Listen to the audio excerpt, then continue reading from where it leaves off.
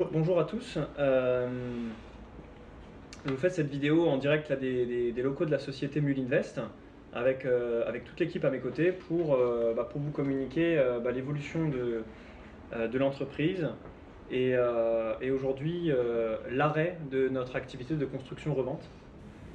Avec beaucoup de regrets, c'est avec beaucoup de difficultés que je fais cette vidéo. C'est très délicat parce que les conséquences vont être très fâcheuses. Et donc c'est une vidéo de communication officielle pour vous dire où on en est, qu'est-ce qui se passe, pour vous retracer la chronologie et un petit peu le contexte. Donc avant de vous dire pourquoi est-ce que j'ai décidé avec l'équipe d'arrêter cette activité de construction-revente, d'abord je vous résume rapidement les faits, rapidement la chose. C'est une activité que j'ai commencé aux côtés du groupe AGI et aux côtés de mon ami Thomas Capelli en septembre 2020. Et au fur et à mesure de l'évolution, au début je ne faisais que financer les projets de construction-revente du groupe AGI. À un moment donné, à partir du projet Gamache de décembre 2020, j'ai déposé la première société de Mulinvest pour pouvoir héberger nos propres projets.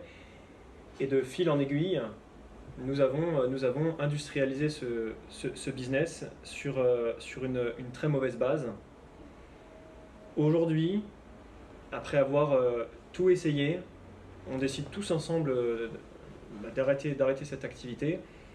C'est pour ça que sur cette vidéo, je suis entouré de toute l'équipe et notamment des deux managers qui sont littéralement les piliers de la société. Donc avant que j'entre dans les détails de pourquoi est-ce qu'on arrête, vous avez peut-être quelque chose à dire, Erwan ou Eleonore? Non, pour l'instant, non. Non? Non plus? Donc voilà le thème de la vidéo. Donc maintenant sur le point, pourquoi est-ce qu'on arrête cette activité? Très simplement, on arrête cette activité parce qu'on n'arrive pas à produire une rentabilité. Mais vous allez me demander, pourquoi tu as lancé cette activité, Romain, dans ce cas-là, si tu n'as pas de rentabilité? C'est parce que quand j'ai lancé cette activité, je pensais qu'il y avait une forte rentabilité. Comme j'ai dit juste avant, de base, je devais juste financer les projets d'un groupe, le groupe AGI, et au fur et à mesure, le groupe AGI m'a mis le pied à l'étrier, m'a fait faire mes propres projets en me facturant des frais de gestion. Ce groupe AGI qui m'a formé, qui m'a mis le pied à l'étrier, m'a aussi fourni les outils pour faire la construction-revente, notamment un document de chiffrage pour savoir si un projet il est rentable ou pas. Le chiffrage qu'on m'a donné, les éléments qu'on m'a donnés, la formation qu'on m'a donnée m'a fait croire et penser qu'on pouvait être rentable sur n'importe quel terrain, sur la base de critères irréalistes et complètement utopiques. En réalité, on était simplement en train de me prendre des frais de gestion. Et tout est parti de travers sur cette base-là. C'est-à-dire qu'au début, je pensais qu'il y avait de la rentabilité partout. C'était facile, parce que je n'avais pas l'expertise de la construction-revente. Et arrivé au mois de juin, je me suis rendu compte qu'en réalité, il y avait un petit peu d'utopie dans tout ce qu'on m'avait appris et dans les outils qu'on m'avait donnés pour pouvoir faire de la rentabilité sur les projets de construction-revente. Mais j'y croyais très fort. Je me suis dit, bon, il y a quand même matière à faire de la rentabilité. Et à chaque découverte, eh bien, je me suis rendu compte qu'en réalité, il n'y a pas de magie. Et j'ai voulu aller au bout sur cette activité. J'ai voulu aller au bout du bout. Explorer toutes les pistes. C'est-à-dire qu'arrivé par exemple en octobre, en novembre, en décembre, j'avais déjà eu beaucoup d'investisseurs dans Mulinvest. J'y croyais encore très très fort, il n'y a pas de souci, mais j'avais bien conscience que c'était délicat. Que tout n'était pas parfait et on cherchait un constructeur, etc. Et à ce moment-là, je me suis dit, mais je vais quand même pas arrêter alors que j'ai déjà des gens qui ont investi. Je me suis dit, la moindre des choses, c'est d'aller au bout. Et aujourd'hui, les amis, nous avons été au bout. Et nous sommes en situation d'échec. J'ai démarré cette activité en étant complètement incompétent et inconscient du business model. Je pensais vraiment que c'était ok, mais en réalité, ça ne l'était pas du tout. De l'inconscience, d'un manque de discernement. Aujourd'hui, j'en suis certain. On ne s'improvise pas promoteur. Comme je le dis vulgairement, c'est un business de grandes personnes, c'est un business qui est difficile, qui est complexe, qui demande beaucoup d'expertise, beaucoup d'entourage. Et, et aujourd'hui, nous sommes en situation d'échec. Et après avoir longuement discuté avec toute l'équipe, mais notamment l'équipe immobilier, avec les managers, avec Arthur qui est derrière moi et qui prendra la parole dans cette vidéo, après avoir mûrement réfléchi pendant des mois et avoir tout fait ce qu'on a pu, aujourd'hui je décide d'arrêter les dégâts, entre guillemets. Parce qu'il est vraiment question de dégâts. Et aujourd'hui, je suis en train de vous annoncer que vous avez perdu votre investissement dans Mullinvest, que les choses soient bien claires. Peut-être pas totalement. J'en parlerai un petit peu après sur les éventuels recouvrements de fonds. Mais c'est ce que je suis en train de vous annoncer. Donc le prochain point maintenant que j'aimerais vous détailler, c'est celui de la chronologie.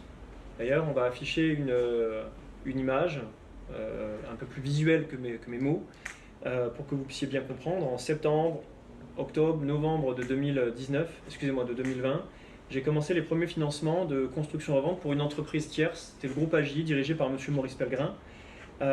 Donc ça a commencé comme ça.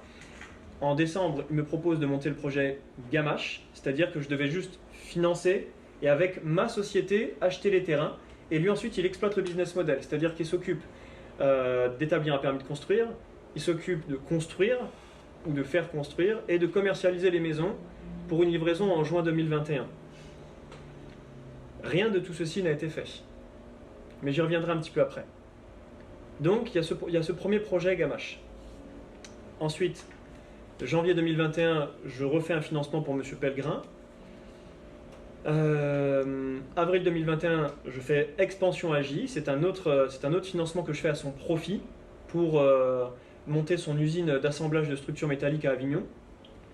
Et juste avant, février et mars, j'avais signé un contrat avec le groupe AGI, comme quoi j'étais la personne qui était responsable de tous les dossiers B2B, c'est-à-dire des lotissements. C'est moi qui devais trouver des terrains et monter des projets de lotissement en partenariat exclusif avec le groupe AGI. Et donc bon, moi j'ai vu ça d'un très bon œil. À l'époque, il y avait une confiance totale. J'étais très heureux d'évoluer et de monter quelque chose de super comme ça. Donc j'ai emboîté le pas immédiatement et voilà, c'est à ce moment-là qu'on m'a donné les fameux outils. Tiens Romain, voici un outil de chiffrage pour que tu puisses prendre tes décisions quand tu veux lancer un projet ou pas. Ce chiffrage, on va le mettre là en pop-up. On va vous montrer l'avant et après. Le chiffrage actuel versus le chiffrage qu'on m'a donné à l'origine. Et vous allez rapidement vous rendre compte que les outils qu'on m'a donnés n'avaient pas au final de réalisme, mais surtout n'avaient au final peut-être même pas le but d'aboutir sur des vrais projets. Mais le but était de me faire lancer des projets pour me facturer des gros pourcentages de frais, de dépôt de permis de construire. Parce que je trouvais les projets et le groupe AGI me facturait 10% du montant hors taxe de la construction. Ce qui veut dire que les premières levées de fonds, celles de mars, d'avril, de mai, en grande partie, ont été faites pour payer les permis de construire que le groupe AGI était censé nous établir. Et au passage, aujourd'hui, il n'y en a aucun à ma connaissance, à part Pandé peut-être, et je ne suis même pas sûr qu'il y ait un arrêté de permis de construire. Dans tous les cas, les mairies, les unes après les autres, nous ont renvoyé les dossiers de permis de construire conçus par AGI avec des manquements comme ça. AGI n'avait même pas la compétence de faire des permis de construire dignes de ce nom, nous facturait des gros frais, et sur la base d'une validation de projet utopique, on a été complètement utilisé. C'est mon unique sentiment personnel. On a été complètement utilisé. Mais je ne me rendais pas du tout compte à l'époque. Mais voilà comment Mullinvest est né. Mullinvest est né de ce partenariat avec AGI, où au final on nous a fait faire n'importe quoi pour nous prendre de l'argent. Le projet Gamache, les maisons devaient être livrées en juin 2021, rien n'a été fait. Il n'y a même pas les fondations sur toutes les maisons. Donc on est complètement hors délai. De A à Z, eh bien, il y a eu des manquements très graves. Je ne me permets pas de parler d'escroquerie parce que ce n'est pas à moi d'en juger et que c'est la justice qui se prononcera. Mais il y a eu des manquements dans tous les sens. Et aujourd'hui, c'est accablant, le manque d'expertise de ce partenaire des premières heures, AGI. Ensuite, avril, mai, juin, je commence à m'entourer d'une part de l'équipe, notamment Erwan, Éléonore, Nicolas, Tom. Et donc, je commence à constituer une société. Je prépare un site internet, je me structure, je me professionnalise. On commence à mettre en place des process pour trouver des terrains. J'étais très excité par toute cette évolution. J'étais super heureux de monter une boîte comme ça, c'est génial. À partir de juin, il s'est passé quelque chose de grave. Il s'est passé deux choses très particulières.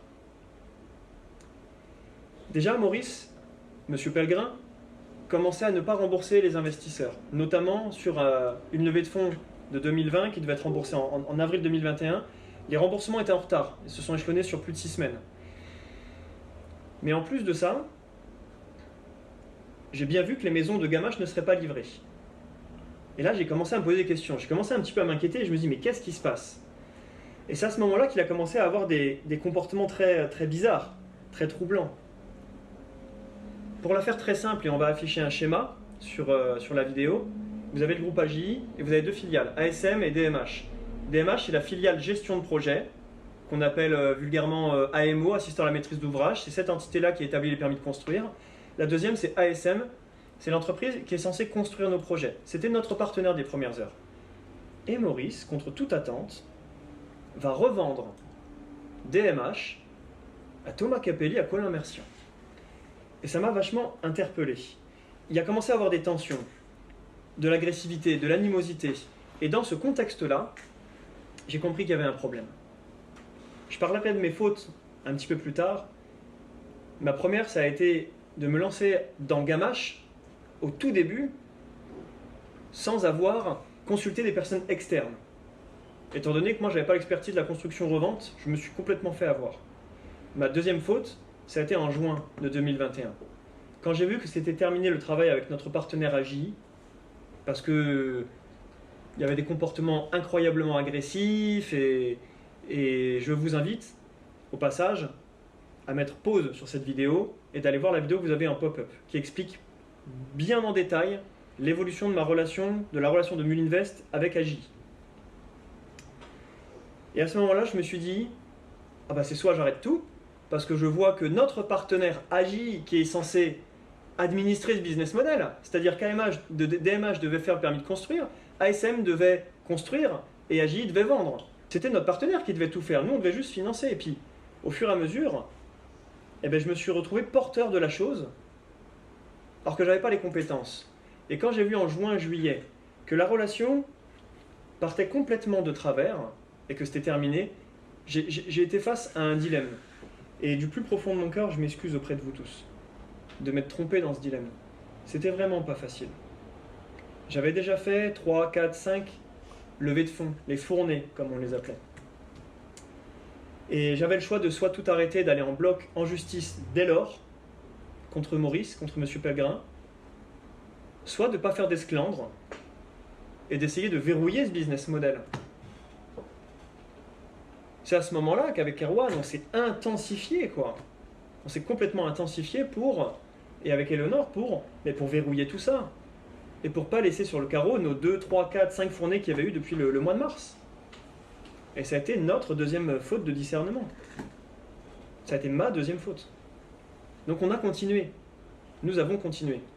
En septembre, on est arrivé à Toulouse, on a pris nos bureaux dans lesquels on tourne la vidéo aujourd'hui. Et on n'a pas cessé de monter en compétences. On a recruté des personnes, d'autres ont évolué, on a financé des formations pour que l'équipe monte en compétences et puisse verrouiller ce business model. Et au fur et à mesure de notre montée en compétences, ce qui s'est passé, c'est qu'on a compris une chose. On était parti de base sur une base utopique. Et au fur et à mesure de notre montée en compétences, la réalité nous a rattrapés. Ah, pour faire de la VFA, il faut avoir une banque physique qui nous délivre une GFA? Ah bon, ah mince, on va pas pouvoir faire de VFA. Ou tellement d'autres choses. Ah, c'est pas 400 € au mètre carré pour construire une maison, c'est plutôt 900. À quoi c'est pas 900, c'est 1300? Ah, il faut rajouter la VRD. La VRD, c'est la voirie réseau divers. Vous savez, dans un lotissement, c'est le chemin d'accès en fait. C'est le bitume avec l'évacuation des eaux, c'est le local poubelle, c'est les parties communes d'un lotissement en vrai. La VRD n'était même pas présente dans le chiffrage que nous a délivré M. Pellegrin. Mais on ne le savait pas. On ne le savait pas. On a commencé un petit peu à le comprendre en juin-juillet. Mais personnellement, j'étais convaincu que ça allait le faire. Profondément convaincu. Ça faisait un petit peu peur, c'était challengeant. Mais à l'époque, c'est pas AJ complet qui nous lâchait d'un coup. Moi, j'avais Thomas Capelli et Colin Mercian à mes côtés, qui continuaient à travailler avec moi main dans la main. On n'était pas largués tout seul. Donc je me suis dit, dans ce contexte, ça va.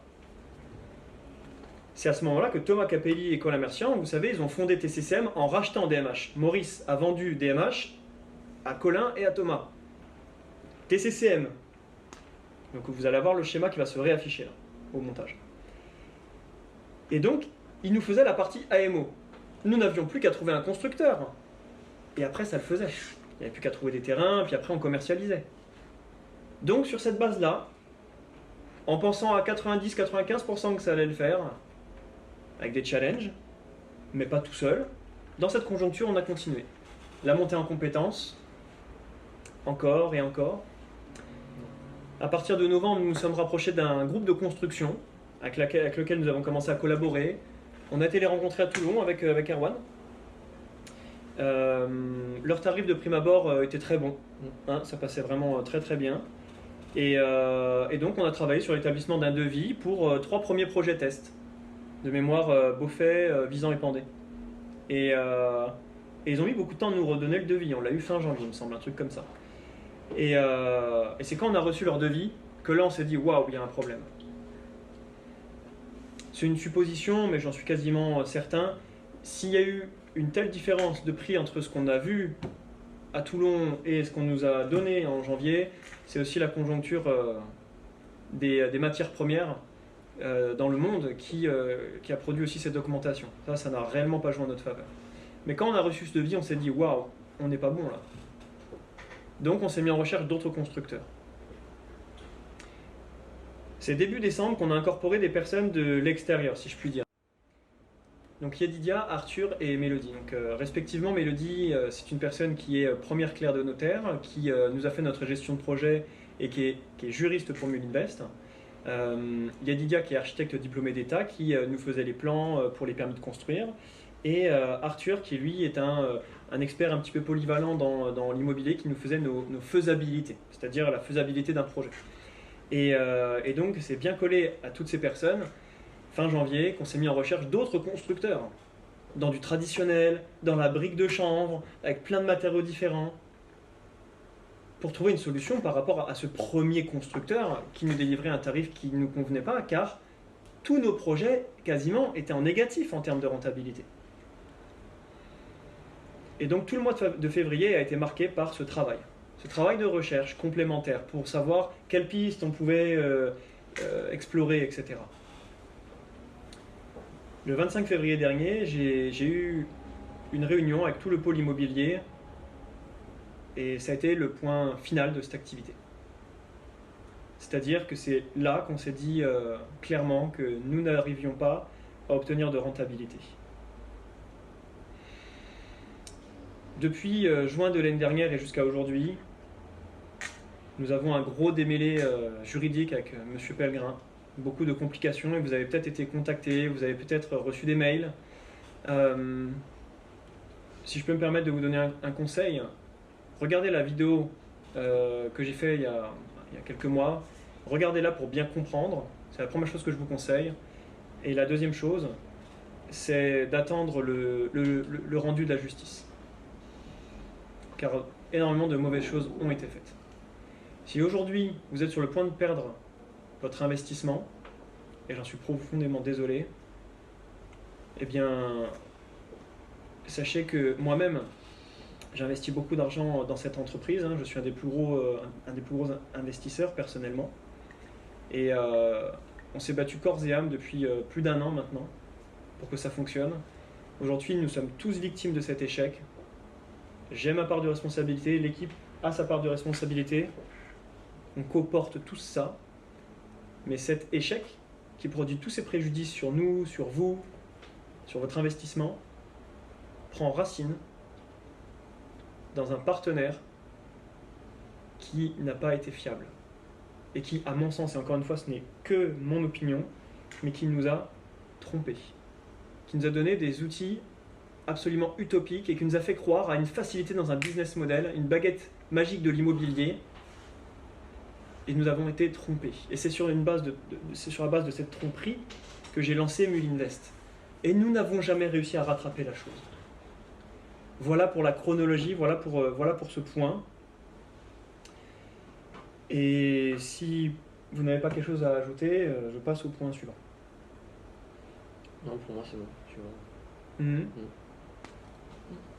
Du coup, je passe au point suivant qui vont être la conséquence pour les investisseurs, ou plutôt les conséquences même pour tout le monde. C'est qu'aujourd'hui, vous pouvez malheureusement considérer que vous avez perdu votre investissement chez Mulinvest, donc la totalité. Et on est profondément désolé de tout ce qui se passe, mais il y a un mais auquel je ne souhaite pas que vous vous raccrochiez, parce que je ne veux pas vous faire de faux espoirs ou de choses comme ça. Je ne peux rien vous garantir ou vous promettre. Je peux juste vous dire que tout est mis en œuvre pour récupérer un maximum de fonds. Le point suivant, ça va être justement sur le histogramme des dépenses, pour voir où a été l'argent. Et il y a de l'argent qu'on va potentiellement pouvoir récupérer. Car toutes les opérations de Mulinvest ne sont pas à l'arrêt.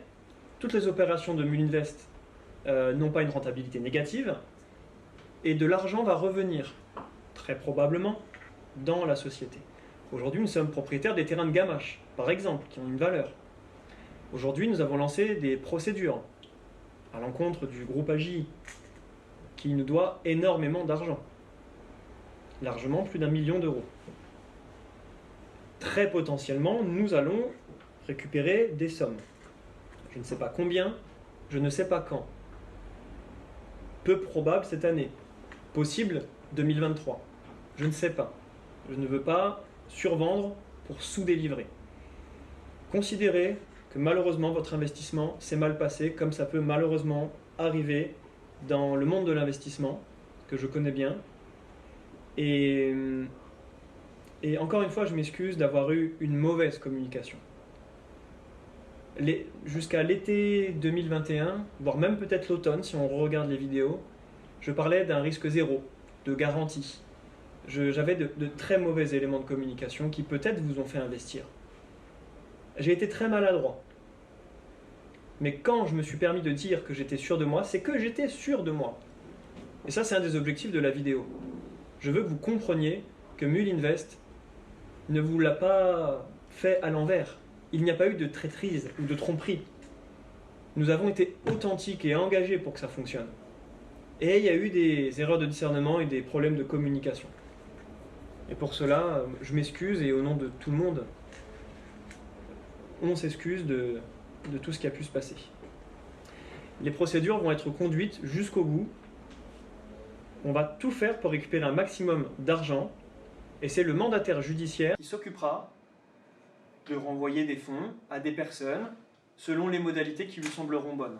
C'est-à-dire que ce n'est plus moi qui aurai la gestion de l'entreprise à partir de maintenant.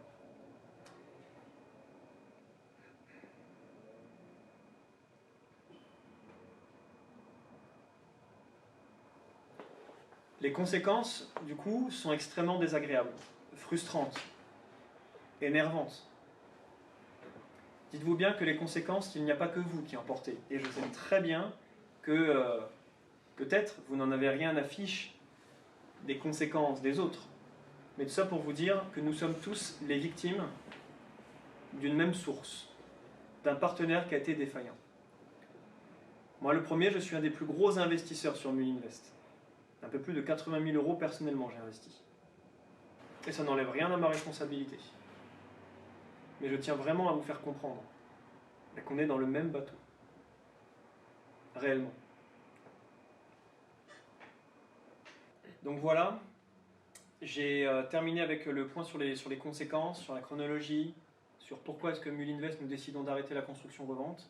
Et maintenant, je vais je vais vous parler des dépenses, de l'histogramme des dépenses qui va s'afficher à l'écran, car vous allez vous poser la question légitime.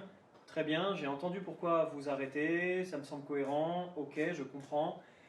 J'ai bien compris qu'à l'origine, vous avez eu un partenaire défaillant qui a engendré cet échec d'aujourd'hui, malgré qu'on a tout fait pour que ça fonctionne. Et vous allez vous demander où a été l'argent. Et c'est tout à fait normal. On a dressé un certain nombre de pourcentages sur l'allocation des fonds. Les comptes seront audités. Les comptes vont être audités. Et aucun argent n'a été utilisé d'une mauvaise façon pour desservir votre intérêt ou je ne sais quoi. Aucun argent n'a été détourné ou volé. L'argent a été utilisé pour que ça fonctionne. Mais comme je vais vous l'expliquer dans la proportion, la grande majorité des fonds qui ont été levés par Mullinvest sont encore aujourd'hui dans le groupe Agi et à tort. Par exemple, le projet Gamache, qui a été lancé en décembre 2020 et qui devait être livré en juin 2021, qui aujourd'hui en 2022 n'a pas du tout été livré, eh bien nous avons 36% des sommes que nous avons levées qui sont bloquées par rapport au projet Gamache. 36%, plus d'un tiers d'argent bloqué. Et derrière, Mullinvest s'engage avec des contrats et des échéances. Mais ce qu'il faut comprendre, c'est que si nous ne pouvons pas rembourser à l'heure, ou si nous ne pouvons pas rembourser du tout, ça ne nous amuse pas du tout. L'identité de la société a été basée sur des valeurs. L'une d'entre elles, c'est d'améliorer le bonheur de notre prochain, d'apporter de la valeur aux gens. Ça ne nous amuse pas du tout, la situation. Mais lorsque nous avons un prestataire qui est défaillant, eh ben ça nous met en porte-à-faux vis-à-vis de vous. 36% des sommes qui ont été levées sont aujourd'hui bloquées par rapport au projet Gamache, sur lequel le constructeur n'a pas fait son travail. Et c'est très grave. 18% des sommes qui ont été levées par Mullinvest ont été levées au profit d'autres sociétés. Je pense par exemple au financement d'Expansion AGI, ou du projet Morière, qui n'a jamais abouti au passage, le projet Morière, mais Expansion AGI, pour mettre en place une usine d'assemblage, dont les investisseurs n'ont jamais été remboursés pour la majorité. Toutes les levées de fonds pour des tiers, c'est-à-dire que Mullinvest n'a pas eu dans ses mains, que nous n'avons pas reçu sur nos comptes, c'est 18%. Et ça a été fait exclusivement pour le groupe AGI. Et ça, c'est des sommes pour lesquelles nous sommes en procédure pour les récupérer, comme je vous disais précédemment. Ensuite, 11% des dépenses ont été... 11% de l'argent a été utilisé pour le fonctionnement de l'entreprise. C'est-à-dire tout ce qui est frais de société, compte bancaire, tout le fonctionnement global, le mobilier, etc. 11%, c'est la masse salariale, c'est les prestataires, c'est l'URSSAF, et des choses comme ça. 8%, ce sont les frais d'assistance à la maîtrise d'ouvrage que nous a facturé le groupe AGI en mars, avril et mai de 2021, lorsqu'ils nous ont donné des outils de chiffrage absolument utopiques pour nous faire lancer une flopée de projets que le groupe AGI validait, pour ensuite nous facturer 10% de commission de frais AMO à payer tout de suite en écusonnant et trébuchant. 8% de tout ce qui a été levé pour ça. Pareil, ça c'est une somme pour laquelle nous allons aller en justice.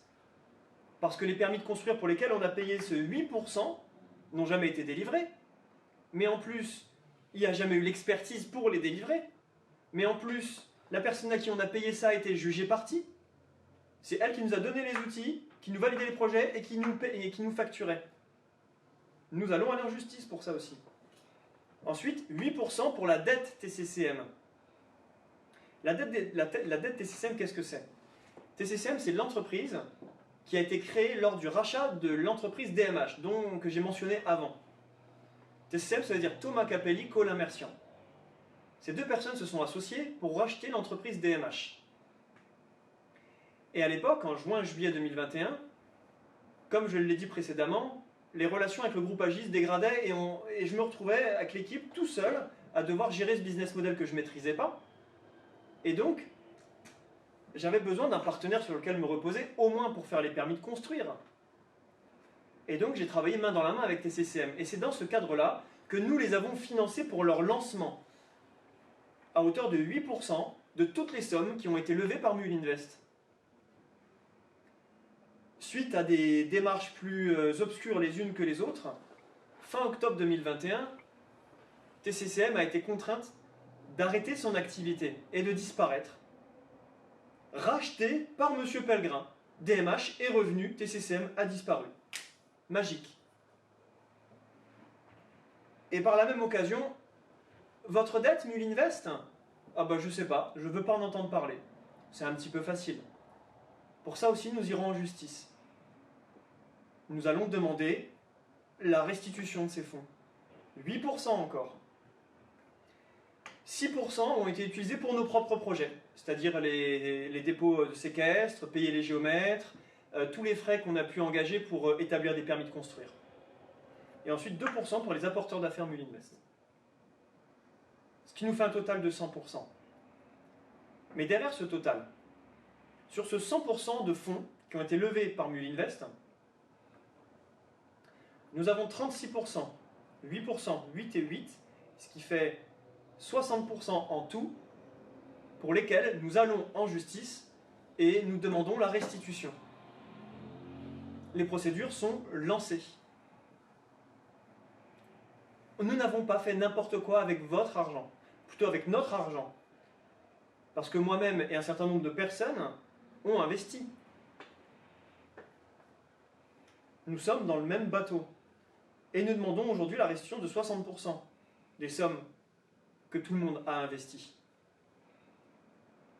Donc voilà le camembert des dépenses, comment on a utilisé l'argent, où l'argent a été.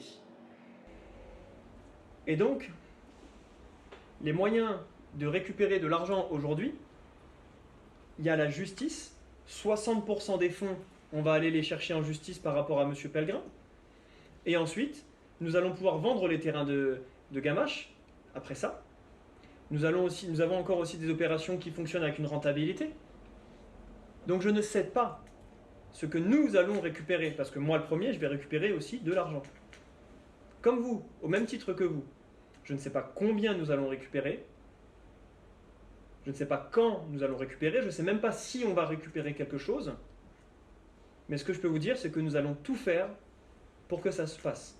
Ok ? Nous allons mettre en place tout ce qu'il faut. En plus de cette vidéo-là, vous allez être accompagné pour vos démarches juridiques. Si vous voulez déposer une procédure, une plainte contre Mullinvest, contre le groupe AGI, si vous avez besoin de conseils, si vous avez besoin simplement de réponses à vos questions, vous pouvez librement appeler le secrétariat, vous pouvez m'appeler moi-même, un des deux managers. Un canal Telegram va être mis en place aussi avec notre juriste, Mélodie, avec un autre juriste, Hugo, qui nous accompagne, avec moi-même, et avec d'autres personnes. Toute l'équipe Mullinvest sera sur ce Telegram pour être présent pour vous montrer qu'on ne vous lâche pas, pour vous montrer qu'on est ensemble, et qu'on est bien tous extrêmement embêtés et même tristes de devoir arrêter. Mais c'est un devoir. Pour clôturer cette première partie de la vidéo, je me suis noté de réénumérer pour terminer mes fautes. Les fautes que j'ai faites, je pense en avoir 3. C'est le manque de discernement de m'être lancé dans quelque chose que je ne maîtrisais pas, sans avoir pris des avis extérieurs. Ça, c'est une véritable faute. Et je peux vous dire que j'ai pris énormément de maturité en 1 an et demi avec cette aventure. La deuxième faute que j'ai faite, peut-être la plus grave, peut-être, c'est d'avoir continué à porter le business en juin-juillet, quand j'ai vu que notre partenaire principal était défaillant. Mais c'était pas facile. J'avais déjà j'avais déjà beaucoup d'investisseurs dans la boucle, je pensais vraiment que ça allait le faire. Et nous avions TCCM à nos côtés. C'était important à l'époque. Et la troisième faute que j'ai faite, qui découle de mes 2 fautes de discernement, c'est la communication que j'ai pu avoir. Et pour cela, du fond de mon cœur, je vous présente à tous, et même à vous tous derrière, hein, parce qu'on est tous impactés par le préjudice, hein, je vous présente tous mes plus plates excuses. J'ai abordé tous les points que je voulais aborder dans cette première partie de la vidéo, que ce soit le contexte, que ce soit pourquoi nous arrêtons aujourd'hui, la chronologie qui a conduit à cet arrêt, à cet échec, que ce soit l'utilisation des fonds, la possibilité de recouvrement et la reconnaissance de mes fautes. J'aimerais maintenant laisser la parole un petit peu aux 2 managers de la société qui sont réellement la colonne vertébrale, qui sans eux on n'aurait pas du tout pu aller aussi loin que ça. On n'aurait pas pu aller au bout sans eux. Ils ont construit tout ça à mes côtés. Et n'hésitez pas à rajouter quelque chose si vous en avez envie. Moi, ce que j'aimerais juste rajouter, c'est que on a fait tous à notre niveau notre maximum pour continuer sur ce business model, pour avoir une rentabilité. On a tous fait à notre niveau ce qu'on pouvait. On peut au moins se féliciter de ça, je pense. On est tous très malheureux de la situation, mais vraiment on est allé au bout de ce qu'on pouvait donner. Et là on se heurte à un mur qui n'est pas de notre fait, si on peut dire, si ce n'est avoir fait confiance aux mauvaises personnes et avoir manqué de discernement. Mais on a vraiment tous fait notre maximum pour aller au bout des choses. Moi, ce que je tenais à souligner sur la partie Polymo, effectivement, on n'était pas du métier au début et on a énormément évolué. On a grandi tous ensemble avec la société. Et la conclusion, en fait, à tout ça, c'est que même si on avait eu recruté l'expert mondial de la promotion immobilière, ça n'aurait rien changé, vu que la base était malsaine, la base était caduque. Donc dans tous les cas, ça n'aurait pas pu fonctionner. Et je tiens à féliciter toute mon équipe et toute l'équipe de Muninvest pour tout le travail qu'ils ont fait. Je suis vraiment désolé au nom de tout Muninvest pour les investisseurs, mais on a vraiment fait notre maximum tous ensemble. Voilà. Ok, merci à vous deux. Merci à vous deux. Et donc maintenant, j'aimerais passer à une autre phase de la vidéo où je vais interviewer, si je puis dire, rapidement, de façon très simple, quelques personnes clés qui ont gravité autour de notre business model, que ce soit en posant des questions importantes, pour que vous puissiez bien prendre la mesure de ce qui a été mis en place, pour que vous puissiez bien avoir le fond de la pensée d'un certain nombre de personnes. Je vais en interviewer 5, 6, 7, 8, des personnes de Muninvest, des personnes qui sont en dehors de Muninvest. L'un des enjeux de cette vidéo, c'est de vous faire comprendre que nous avons tous été, dans une certaine mesure, et je fais attention à mes propos, trompés par la même entité.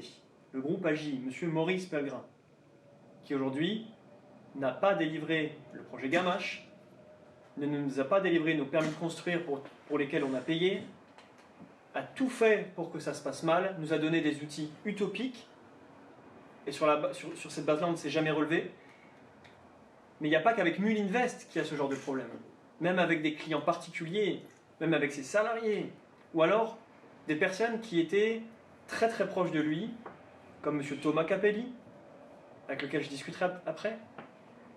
Et je veux vraiment vous donner une information complète, une information qui vient de l'intérieur, de façon à ce qu'à aucun moment vous puissiez vous dire « Mais d'où est parti cet échec ?» Je veux que ce soit bien identifié, qu'on est vraiment parti d'une tromperie qu'on n'a pas réussi à verrouiller et qui aboutit à un échec, qui donne des préjudices à tout le monde. Mais je veux que vous le compreniez. Donc c'est parti, je passe à la suite.